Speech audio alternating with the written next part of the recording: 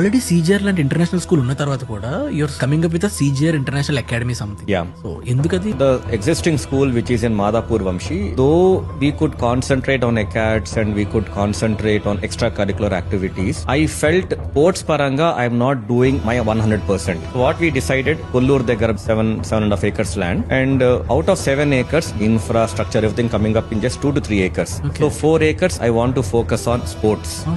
Because students కి physical and mental గా వాళ్ళు fit ఉండాలి అంటే they should go play, run. So if they are mentally strong, if they are physically strong, emotional గా కూడా they'll be more perfect. And అదే విధంగా ఇక్కడ నేను కొన్ని aspects like having more and more labs like socio-economic lab or robotics lab, ఇక్కడ నేను ఏవైతే ఇన్ఫ్రాస్ట్రక్చర్ పరంగా ఆ రోజు నేను ఎస్టాబ్లిష్ చేయలేనివి ఏవైతే ఉన్నాయో అక్కడ I want to do. Okay. So this is a continuation of my vision and my goal towards better education.